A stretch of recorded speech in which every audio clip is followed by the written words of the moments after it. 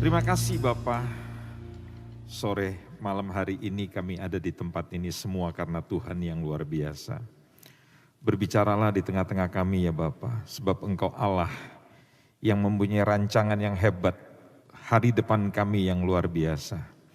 Terima kasih hidup kami buat Engkau, bukan buat kami pribadi, buat kami sendiri Tuhan Yesus. Berkati setiap kami. Dalam nama Tuhan Yesus kami berdoa. Dan yang diberkati Tuhan sama-sama kita katakan. Mari kita berikan tepuk tangan buat Tuhan yang luar biasa. Silakan duduk Bapak Ibu yang dikasihi Tuhan. Puji Tuhan. Saudara, tidak ada orang yang suka dengan kosakata gagal. Tetapi malam hari ini saya ingin memberikan sebuah pengertian buat kita semua bahwa sukses keberhasilan itu jalannya adalah lewat yang namanya kegagalan. Mungkin slide-nya bisa diperlihatkan. Ya. Mari kita membaca dalam Yakobus pasal yang pertama, dalam ayat yang kedua sampai dengan ayat yang keempat. Saudaraku, katanya, anggaplah sebagai suatu kebahagiaan apabila kamu jatuh ke dalam berbagai-bagai pencobaan. Sebab kamu tahu bahwa ujian terhadap imanmu itu menghasilkan ketekunan. Kata lainnya adalah ketabahan, kata lainnya adalah kesabaran. Dan biarkanlah ketekunan itu memperoleh buah yang matang supaya kamu menjadi sempurna dan utuh dan tak kekurangan suatu apapun. Tidak ada orang yang berhasil di dunia ini tanpa pernah mengalami kegagalan atau kejatuhan. Kalau saudara dalam hidup mengharapkan tidak pernah gagal, tidak pernah jatuh, itu adalah sebuah ekspektasi, sebuah pengharapan yang mustahil. Tidak ada orang di dunia ini yang tidak pernah gagal. Seorang juara pun pernah mengalami kekalahan. Itu adalah hal yang saudara harus mengerti. Siapapun pernah mengalami kegagalan. Semua orang hebat di dunia ini pernah mengalami kegagalan. Ada sebuah filosofi di dunia kemiliteran di dunia. Ya, bukan hanya berlaku di Indonesia, tapi di dunia. Ada seorang petinggi militer yang hebat mengatakan, selama kamu belum masuk ke dalam peti mati, kamu tidak bisa dikatakan kalah. Jenderal perang ini mengajarkan kepada para prajuritnya, tidak ada kata menyerah. Anda bisa gagal, Anda bisa tertembak, Anda bisa jatuh. Tetapi selama Anda belum masuk ke peti mati, Anda belum kalah. Penting sekali dalam hidup saudara mempunyai sebuah sikap, pendirian, mentalitas. Kalau saudara mau menjadi orang seperti yang dirancang oleh Tuhan. Kita orang tua tidak pernah mengharapkan satu saja anak-anak kita gagal. Orang tua mengerahkan kemampuan, sumber dayanya untuk membuat anaknya berhasil. Saudara tahu bahwa Tuhan itu Dia ingin kita punya masa depan. Dan masa depan itu akan terjadi pada diri saudara pada waktu saudara belajar dari Kristus, dari Tuhan. Hidup ini tidak dimulai dari kita, tidak bercerita tentang kita. Ada banyak orang yang kecewa. Pada waktu orang yang kita cintai, pada waktu orang yang kita kasih meninggal dunia, kita kecewa dengan Tuhan. Saya ingin beritahukan pada saudara bahwa kita tidak punya hak hidup. Setiap orang mempunyai masa hidup dan akan jatuh tempo. Dan tidak ada yang bisa memperpanjang seperti perkataan Tuhan melalui Nabi Tuhan tentang Raja Hizkia. Bahwa engkau akan mati. Kalaupun setelah Hizkia menangis, meratap sama Tuhan, berdoa dengan sungguh, Tuhan memperpanjang 15 tahun. Itu adalah kedaulatannya Tuhan yang tidak bisa diganggu gugat oleh apapun perbuatan baik kita. Dan kematian bagi orang percaya, pintu kepada kekekalan. Paulus mengatakan kematian itu menguntungkan kita. Bagi orang yang tidak percaya kematian itu berarti penghukuman. Tapi bagi kita yang percaya, kematian itu membawa kita kepada kekekalan. Itu yang harus saudara mengerti.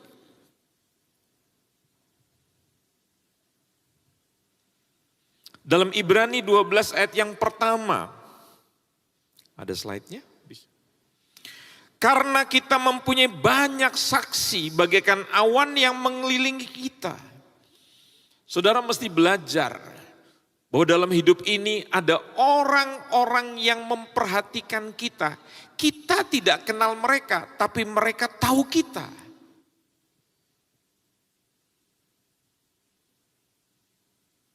Ada orang yang memperhatikan kita. Itu sebabnya dikatakan marilah kita menanggalkan sebuah beban dan dosa yang begitu merintangi kita. Bapak Ibu mesti menyadari kalau kita mau bergerak naik, mau bergerak maju. Penghalang-penghalang itu yang selama ini menggagalkan kita harus berani kita tinggalkan. Artinya kita harus berani move on. Pada saat orang mengasihani dirinya sendiri, merasa dirinya jadi korban. Orang yang mau maju, dia harus move on. Tidak boleh tinggal di dalam kegagalan. Dan dikatakan dan berlomba dengan tekun dalam perlombaan yang diwajibkan bagi kita. Setiap orang yang hadir pada malam hari ini, baik melalui on-site atau online. Bapak Ibu mempunyai perlombaan yang tidak sama dengan perlombaan yang lain. Saya selalu mengatakan bahwa saya sudah berhenti berlomba dengan orang lain pada waktu saya menjadi seorang Kristen, pada waktu saya belajar kebenaran. Perlombaan saya bukanlah mengikuti perlombaan orang lain. Saya tidak membandingkan diri saya dengan orang lain. Kalau saudara membandingkan hidup saudara dengan orang lain, saudara akan stres.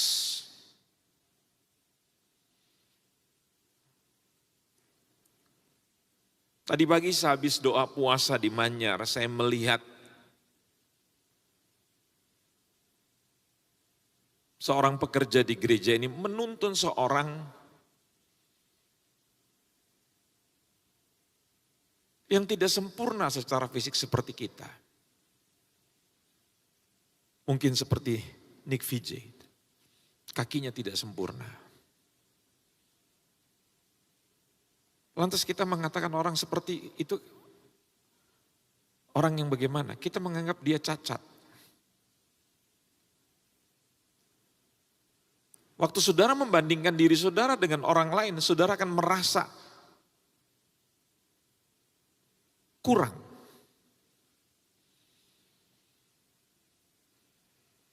Dan itu yang membuat saudara jadi punya masalah, stres. Kenapa? Karena saudara mengikuti perlombaannya orang lain yang tidak ditetapkan Tuhan untuk diri saudara.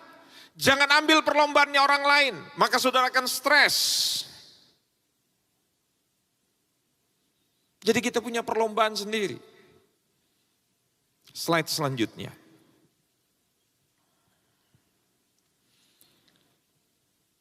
Apakah kegagalan itu? Saudara bisa lihat kata kegagalan itu dalam bahasa Inggrisnya diambil daripada bahasa Latinnya, artinya mengecewakan.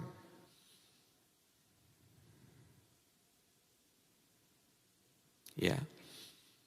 Kegagalan berarti tidak mencapai apa yang saya atau saudara harapkan. Pengharapan yang tidak tercapai itu menimbulkan kekecewaan, bahkan keputusasaan.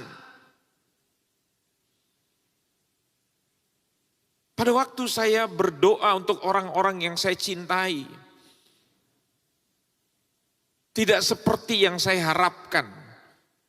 Mereka akhirnya dipanggil pulang ke rumah Bapa di surga, mulai dari ayah saya, kemudian istri saya tahun lalu. Kemudian orang-orang yang saya kasih dalam hidup. Itu menimbulkan tekanan, menimbulkan kekecewaan yang luar biasa. Kenapa? Karena kita gagal seperti yang kita harapkan. Tetapi Bapak Ibu mesti paham pada malam hari ini. Kekecewaan itu adalah bahan dasar yang digunakan Allah untuk membawa saya, membawa saudara pada pertumbuhan rohani. Ayub tidak akan pernah mengalami berkat yang double kalau dia tidak pernah kehilangan.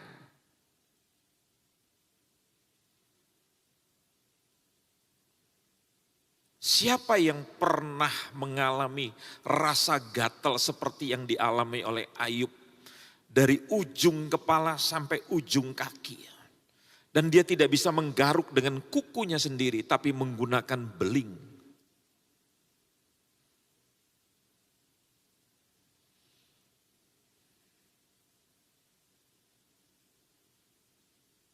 Tapi Ayub 1:23 mengatakan, alih-alih dia bersungut-sungut menyalahkan Tuhan, dia memuji Tuhannya. Jehovah Natan, Jehovah Lakah, Baruk Elohim. Tuhan yang memberi, Tuhan yang mengambil, terpujilah nama Tuhan katanya. Mari kita belajar. Jalan Tuhan bukan jalan kita. Kita bisa buat perencanaan yang hebat, yang spektakuler. Tetapi hanya Tuhan yang bisa menggenapkan. Dan Tuhan, kedaulatan Tuhan tidak bisa diatur oleh kita. Saudara kan sering teriak, sering berkata dengan yel-yel, saya pemenang, lebih keras lagi, saya pemenang. Tapi kan yel-yel itu tidak serta-merta membuat saudara menjadi seorang pemenang sejati. Pemenang sejati itu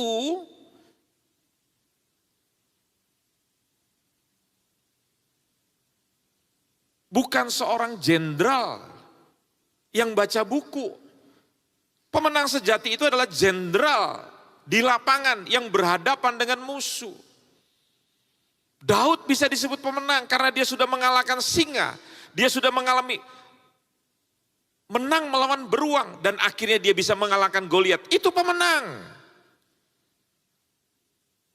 Kalau saudara dalam setiap masalah menyerah, setiap masalah saudara lari, setiap masalah saudara pindah,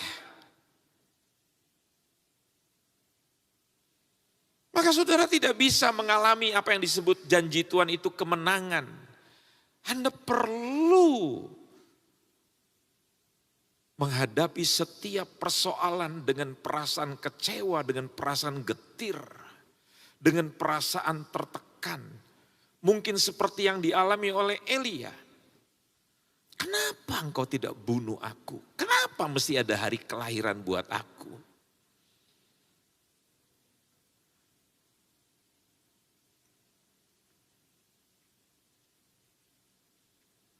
Tapi semua itu, tadi saya ulangi kata-katanya, itu adalah bahan dasar yang diperlukan Tuhan untuk membentuk saudara menjadi manusianya Tuhan yang hebat.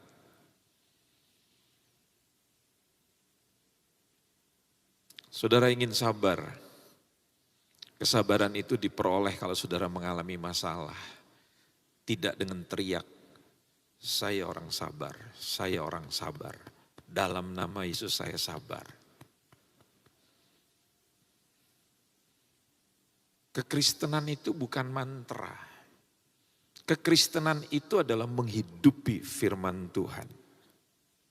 Saya akan tunjukkan saudara-saudara beberapa contoh di dalam Alkitab, slide-nya. Ya. Contohnya adalah Daud. Kehancuran hati Daud membawa Daud itu lebih dekat kepada Allah. Ya.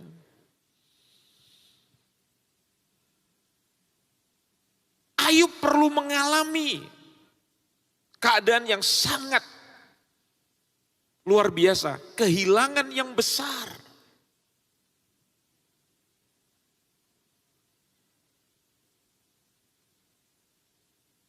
Manusia kalau tidak pernah mengalami kekecewaan, manusia tidak sadar diri, kita tidak tahu diri. Kita seringkali menganggap bahwa kita bisa menguasai hidup ini. Tanpa sadar kita menjadi sombong. Dengarkan kalimat saya. Kalau orang kaya sombong, itu ada ayatnya dalam Alkitab. Peringatkanlah mereka-mereka yang kaya, supaya mereka jangan sombong. Itu ada ayatnya. Di Surabaya ini banyak orang yang gak kaya, itu sombong. Itu kan bencana alam. Sudah gak kaya sombong, betul gak? Coba beritahu pada orang yang di sebelah Anda, kalau nggak kaya jangan sombong. Karena nggak ada ayatnya. Persoalan yang berat itu menyadarkan saya, menyadarkan kita siapa diri kita. Bahwa kita itu terbatas. Ada seorang ibu menteri di zamannya Pak Harto dulu.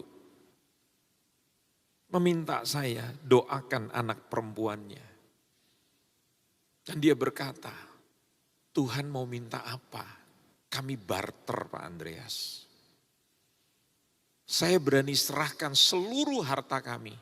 Bahkan supaya suami saya turun jabatan pun gak ada masalah. Yang penting anak perempuan saya bisa diselamatkan.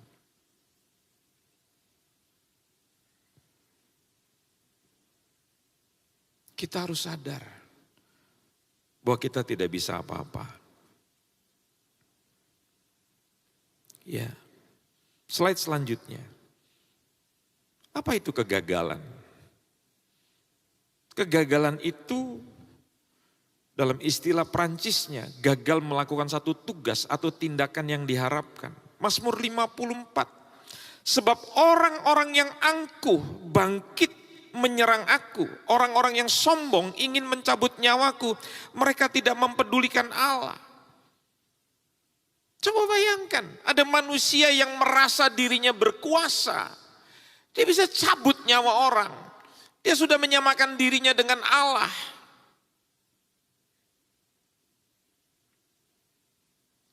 Semua dosa tidak ada yang dihadapi oleh Tuhan secara langsung.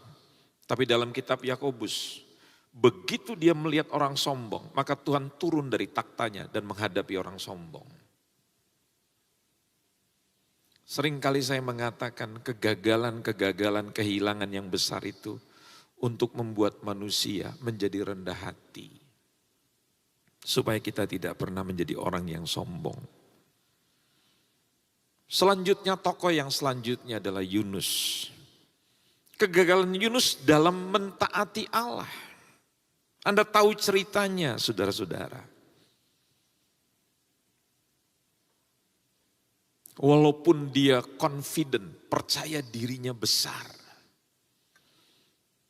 Tapi pada waktu dia tidak taat sama Tuhan, dia harus masuk dalam perut ikan. Saya tidak periksa berapa saturasinya pada waktu itu. Karena dia tidak bisa menghirup udara yang bebas. Ya. Kita seringkali menerjemahkan sukses itu. Kita bisa mencontoh yang lain. Kita lihat gambar-gambar sukses di dunia ini. Ya. Mari kita deskripsikan, mengertikan apa itu artinya sukses. Ya, slide selanjutnya. Yang selanjutnya. Diklik, oke. Ini deskripsi dunia. penjabarannya dunia. Orang sukses itu adalah orang yang mempunyai aset kepemilikan yang banyak. Dia mempunyai power, punya kekuasaan.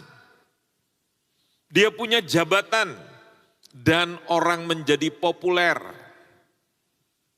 Dia disebut sultan di Surabaya Barat.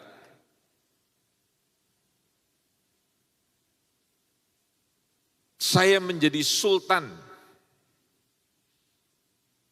di daerah Gresik sana begitu kira-kira. Kalau kita menjadi orang yang terkenal itu, kita lantas menerjemahkan bahwa itulah sukses.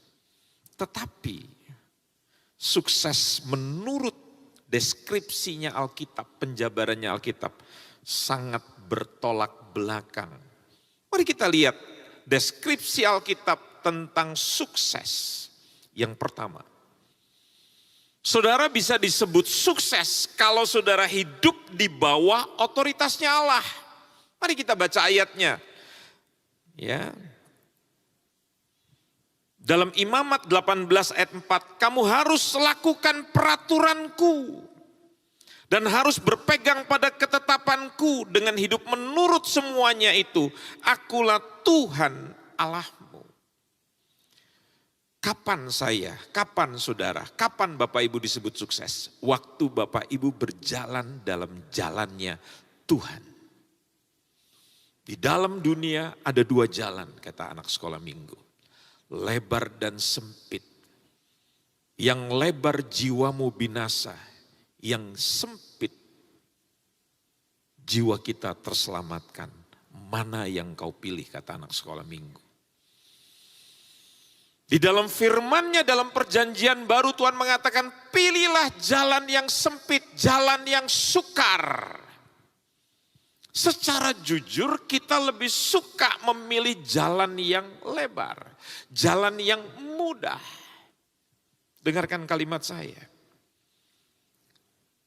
Hidup di dalam Tuhan yang berhasil itu harus saudara jalani di universitas penderitaan hidup.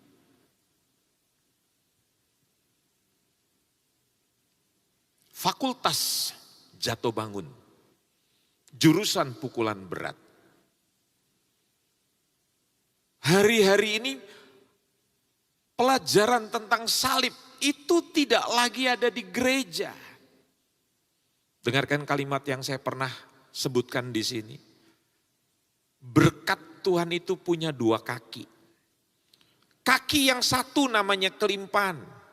Kaki yang satu namanya penderitaan.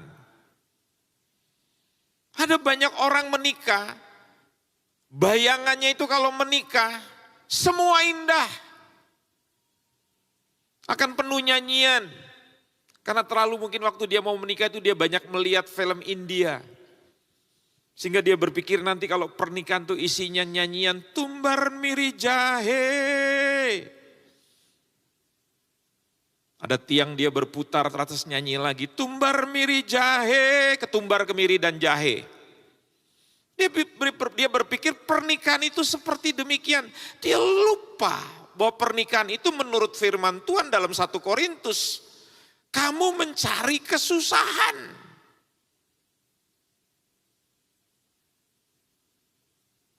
Makanya jangan heran, dalam hitungan minggu, dalam hitungan bulan, dalam hitungan 1, 2, 3 tahun, ada banyak rumah tangga Kristen bercerai. Kalau belum cerai secara hitam atas putih di pengadilan, mereka cerai ranjang dulu, cerai kamar dulu, cerai rumah. Tinggal satu rumah tapi mereka sudah tidak terkoneksi.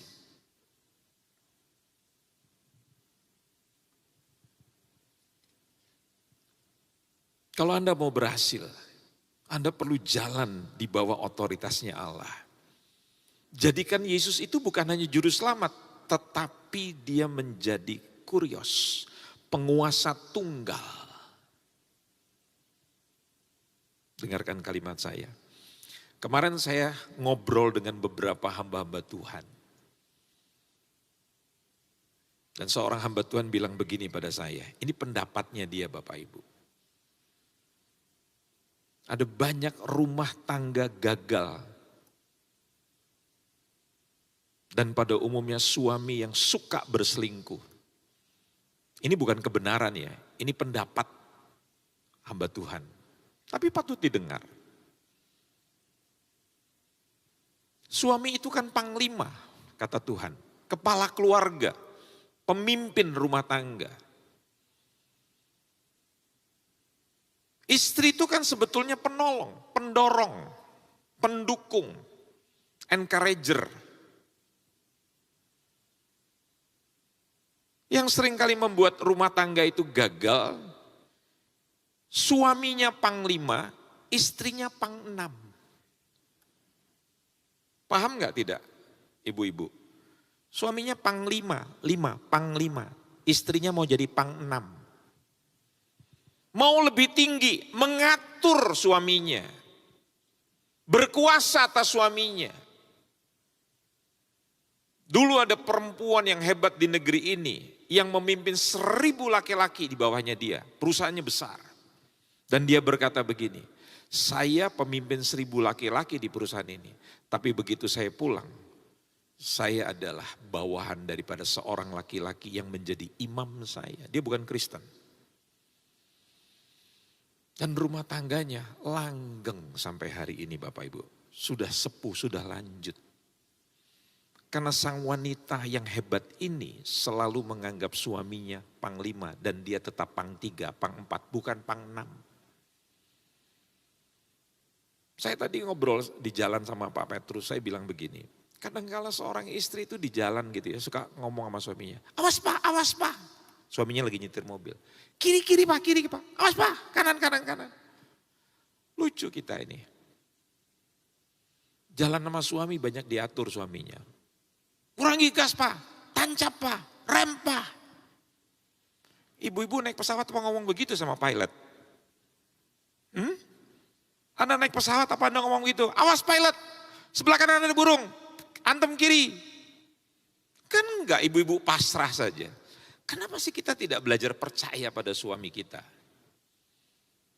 Salah satu kelemahan istri itu begitu, suka ngatur suaminya. Maksudnya baik, tetapi dengarkan ibu-ibu, suami tidak suka diatur. Itu secara psikologisnya. Hidup di dalam dunia ini semua ada hukumnya, ada aturan. Enggak bisa kata orang Jawa, sakarpe dewe. Yang kedua, Amsal 3 ayat 5 sampai 6. Percayalah kepada Tuhan dengan segenap hatimu dan janganlah bersandar kepada pengertianmu sendiri. Akuilah Dia dalam segala lakumu, maka Ia akan meluruskan jalanmu. Sukses itu adalah mengikuti kepemimpinannya Tuhan. Bukan hanya menjadikan Tuhan itu otoritas tertinggi, tapi kita mengikuti Dia. Apa yang Dia perintahkan, lakukan saja. Kegagalan orang Israel yang mayoritas itu, karena mereka bersandar kepada pengertian, kepada penglihatan kasat mata mereka. Mereka melihat bani-bani yang mendiami Kanaan itu, orang-orang raksasa semuanya. Dan mereka menganggap dirinya kecil. Tapi ada 2 orang yang hebat yang namanya Kaleb dan Yosua. Mereka tidak lihat masalah, mereka lihat Tuhan. Orang hebat itu enggak perlu lihat masalah, tapi lihat Tuhan yang lebih tinggi.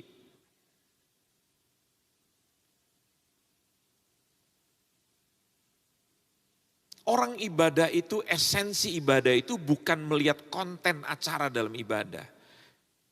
Esensi dalam ibadah itu hakikatnya adalah menyembah Tuhan. Memuliakan Tuhan, menyenangkan hati Tuhan. Yang kedua, dengarkan Tuhan. Dia mau apa dengan kita? Taat saja, lakukan saja. Tidak masuk di akal.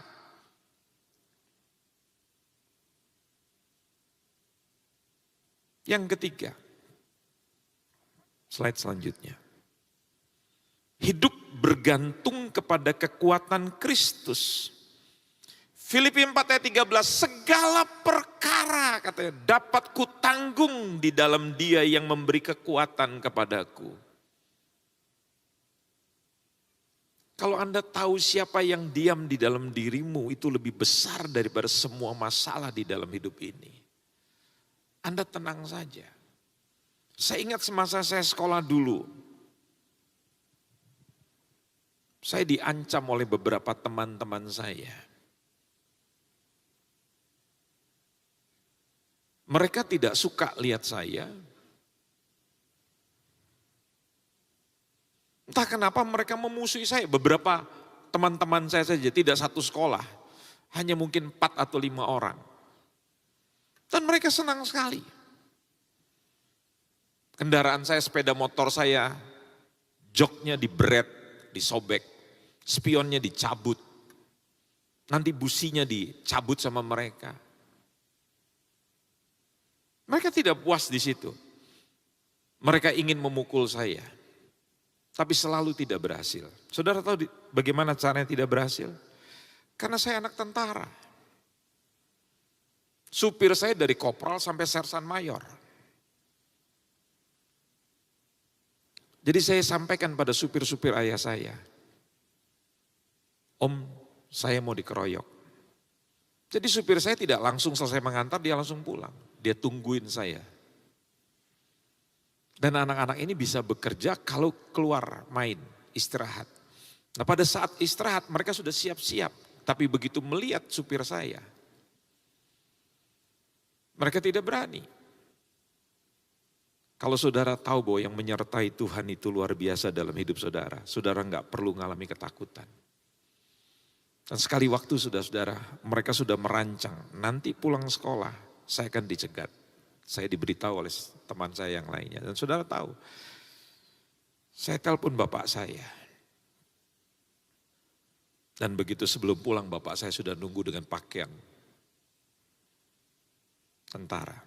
Masih ada supir dan masih ada pengawal satu lagi. Dan saudara tahu teman-teman saya tidak ada yang berhasil, tidak ada yang berani.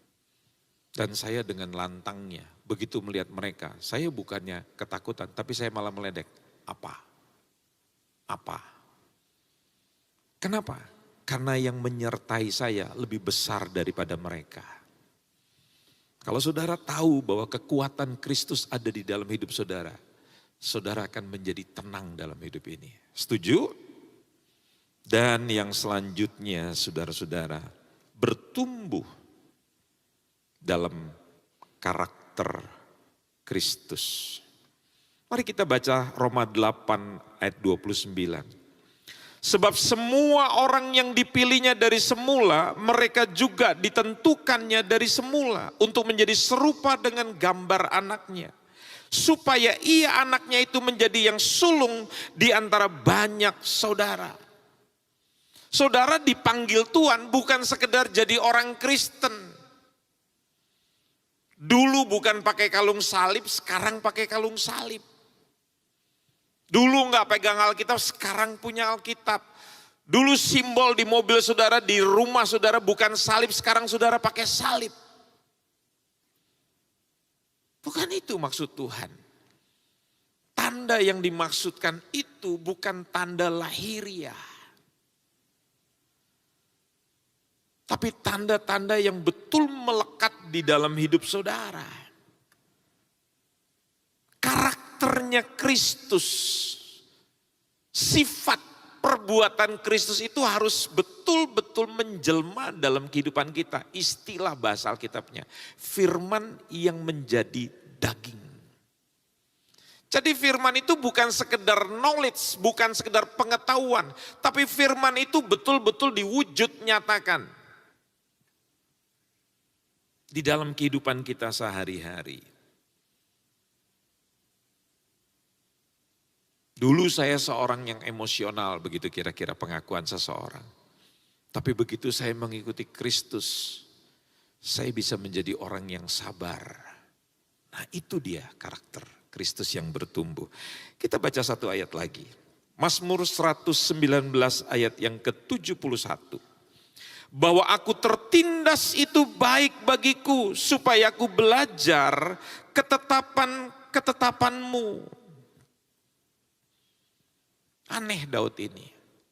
Dalam keadaan terjepit dalam keadaan punya masalah, dalam menghadapi persoalan, justru dia mengatakan, itu baik bagiku, supaya aku boleh belajar ketetapan-ketetapanmu. Bapak Ibu, saya akan lebih dalam lagi memperlihatkan kepada saudara.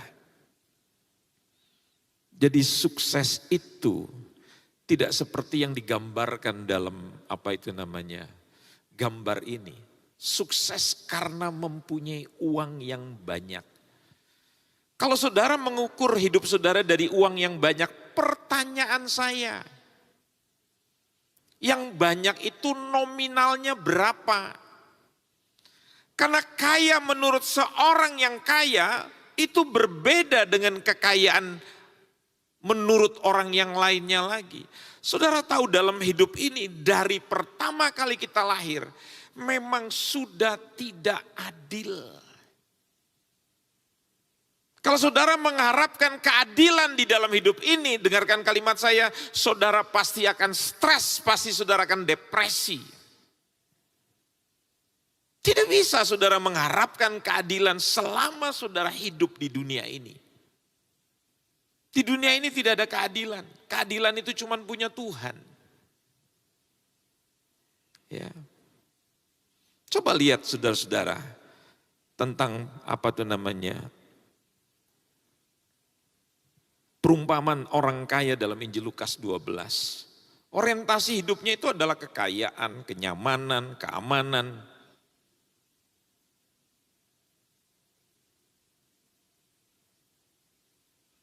Tapi Tuhan mengatakan apa?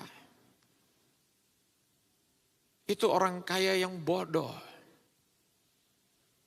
Artinya apa? Kekayaan sejati itu didapati waktu saudara punya hubungan dengan Tuhan. Kiblat saudara. Apa itu kiblat? Fokus hidup saudara. Itu bukan yang dikatakan oleh dunia. Yang dikatakan oleh dunia itu tidak sama dengan yang dikatakan oleh Allah. Jadi hiduplah dengan pendapatnya Tuhan yang luar biasa. Slide selanjutnya saudara. Mentalitas Musa. Anda lihat. Orang ini saya menerjemahkan kepribadiannya itu pasif. Paling takut dengan kegagalan. Musa berkata kepada Allah, di dalam kitab Keluaran 3 ayat 11, siapakah aku ini? Maka aku yang akan menghadap Fir'aun dan membawa orang Israel keluar dari Mesir. Dia adalah orang yang tidak confident dengan dirinya. Mari saudara malam ini bercermin dari cerita ini. Jangan sampai saudara berpikir bahwa orang yang mau dipakai oleh Allah, orang yang mau dipakai berhasil oleh Allah, itu adalah orang yang mempunyai kriteria yang hebat. Sehingga saudara menjadi rendah diri karena saudara melihat orang lain tidak seperti, diri saudara tidak seperti orang lain. Saya suka memberikan encouragement begitu. Kepada beberapa pemuda yang tidak bisa kuliah di luar negeri, saya bilang begini, Presiden kita Pak Jokowi bukan lulusan daripada universitas yang hebat di Amerika. Presiden kita cuma lulusan UGM. Jadi siapa yang mau jadi presiden, kuliahlah di UGM. Itu yang saudara mesti mengerti. Mari kita lihat. Sifat dasar daripada Musa, ini slide selanjutnya, sifat dasar daripada Musa, Anda bisa lihat. Takut akan kritikan. Ya, orangnya perfeksionis dan kritis. Takut akan penolakan, itu sebabnya dia sifatnya defensif, melindungi diri. Coba saudara bercermin dengan sifat Musa ini. Orang hebat yang dipakai Tuhan, tapi punya banyak kekurangan. Takut mengambil keputusan. Itu sebabnya dia malas dan suka menunda-nunda. Takut akan orang-orang. Itu sifatnya takut dan malu, sikap mental yang lemah. Dia coba menyenangkan semua orang. Kemudian apa? Dia takut takut kepada Allah bukan dalam pengertian yang benar. Dia suka menuduh dan menghakimi diri sendiri. Tapi saudara lihat, orang seperti begini dipanggil Tuhan dalam posisi yang hebat untuk memimpin 2,4 juta bangsa Israel pada waktu itu. Padahal Musa adalah orang yang takut akan kegagalan. Sehingga dia coba untuk mengatakan bahwa saya adalah orang yang tidak cakap. Musa adalah orang yang takut kepada orang-orang banyak. Sehingga dia mengatakan dia tidak mampu. Anda bisa selidiki Keluaran pasal yang ketiga ayat yang kelima. Contoh yang lain lagi, saudara-saudara, saya berikan satu contoh orang lagi. Siapa dia? Petrus dalam perjanjian baru. Dia pernah mengucapkan sebuah kalimat yang sangat luar biasa. Perhatikan, dia punya perkataannya. Biarpun mereka semua tergoncang imannya karena engkau. Guru mesti tahu, Rabuni mesti tahu. Aku tidak akan pernah. Wow. Faktanya saudara tahu kan? Dia menyangkali gurunya. Ya, saya coba deskripsikan sifat dasar daripada Petrus. Yang pertama, sombong, angkuh dan puas dengan diri sendiri. Orang kalau sombong, percaya dirinya itu over. Kedua, orangnya ambisius, kuat, tidak takut dan sangat kompetitif. Bersaing dengan yang lain. Ini orang seperti Petrus. Apalagi, dia kalau ngomong meyakinkan. Dikaruniai potensi, orang begini tuh orang kolerik. Dan jiwa kepemimpinannya kuat. Petrus adalah orang yang sangat mengutamakan performa. Kalau Bapak Ibu mempelajari Matius 6 ayat 25, di situ ada kalimat begini.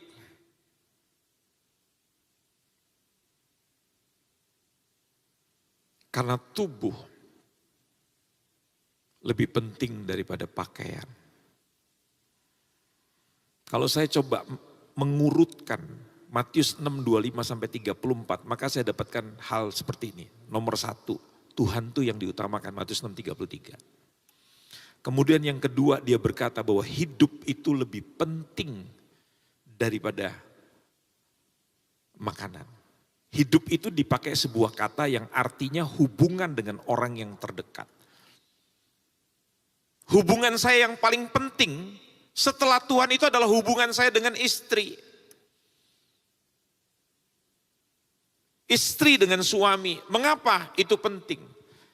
Anak-anak akan pergi meninggalkan orang tuanya. Mereka akan bersatu dengan pasangannya. Mereka akan pergi jauh, pergi kerja. Meninggalkan orang tuanya. Nah, suami istri akan selalu bersama. Jadi hubungan dengan pasangan, hubungan dengan anak-anak, hubungan dengan orang tua, hubungan dengan apa itu namanya? Mertua, hubungan dengan ipar, itu adalah hubungan yang paling penting. Dibandingkan dengan makanan, dengan nafsu, itu urutan yang kelima. Yang ketiga, setelah Tuhan, setelah hubungan, dia bilang tubuh lebih penting daripada pakaian. Tubuh itu apa? Kesehatan kita. Urutan yang keempat itu adalah uang. Anak sekolah minggu tahu apa yang dicari orang, uang. Dan karena orang mementingkan uang, dengarkan kalimat saya. Mereka mengabaikan Tuhan. Mereka mengabaikan hubungan yang paling penting. Mereka berani berantem sama kakak adik demi warisan. Hubungan retak hanya karena warisan. Yang ketiga, mereka mengorbankan kesehatan. Mereka sering banting tulang, sehingga tulangnya sakit karena sering dibanting-banting. Kenapa? Karena mereka berpikir prioritas keempat ini kalau mereka punya uang, mereka bisa beli makanan. Nafsu mereka. Dan yang keenam, mereka bisa beli penampilan. Padahal di mata Tuhan, Anda pakai baju mahal atau baju bekas atau baju murah. Bagi Tuhan itu enggak penting. Yang penting Anda pakai baju yang sesuai, yang pantas. Bapak Presiden kita memakai baju yang sederhana. Menterinya mengatakan, Presiden kita sudah selesai dengan dirinya. Dia enggak pernah mementingkan bahwa pakaian atau sepatunya harus bernilai berapa. Bagaimana dengan kita? Kita belum selesai dengan diri kita. Kita masih mementingkan penampilan kita. Hal-hal yang penting itu yang harus ada di dalam diri saudara. Ya. Orang seperti begini pun di dalam kegagalannya Tuhan bisa mengambil. Ya. Jadi saya ingin tunjukkan pada saudara, orang-orang seperti begini tuh bisa dipakai Tuhan di tengah kegagalannya, dia bisa dipilih oleh Tuhan saudara. Sekarang coba lompat slide-nya. Contoh-contoh Alkitab tentang kegagalan di dalam perjanjian lama sampai perjanjian baru. Nuh katanya, mabuk. Abraham meminta istrinya untuk berdusta kepada orang Mesir. Bayangkan orang-orang yang dipilih Tuhan ini adalah orang-orang yang pernah gagal loh saudara-saudara. Dalam karakter. Yakub menipu bapaknya. Apalagi Musa membunuh orang Mesir. Enggak disuruh sama Tuhan, emosi. Siapa lagi? Simpson sangat lemah terhadap wanita. Daud berzina dengan Batseba. Elia mengalami padam rohani, stres. Yunus melarikan diri dari panggilan Allah. Perjanjian baru, Paulus menganiaya para pengikut Yesus. Orang yang seperti begitu dipilih oleh Tuhan. Yohanes Markus meninggalkan Paulus dan Barnabas, tetapi kemudian dipilih. Thomas pernah meragukan Yesus, tetap dipilih oleh Tuhan. Petrus pernah menyangkal Yesus 3 kali, dipilih oleh Tuhan.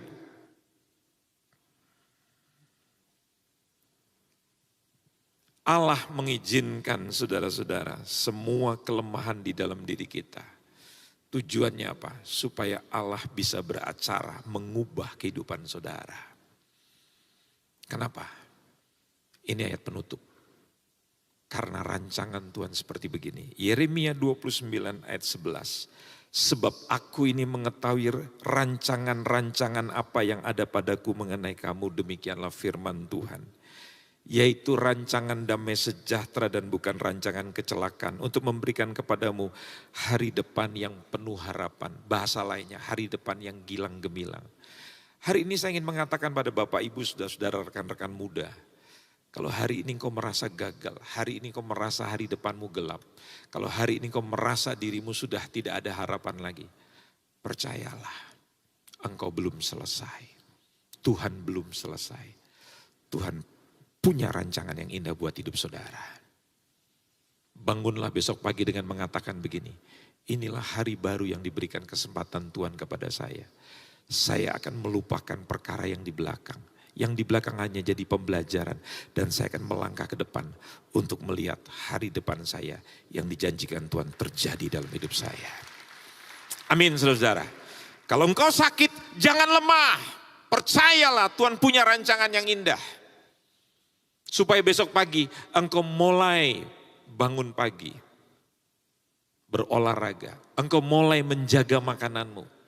Dan selalu ada harapan kesembuhan bagi yang sakit. Dan percayalah Tuhan mampu merubah hidup saudara. Apapun kegagalan saudara, Dia akan ubah hidup saudara. Ayo kita berikan tepuk tangan buat Tuhan yang luar biasa. Kita akan naikkan sebuah pujian Bapak Ibu. Puji Tuhan.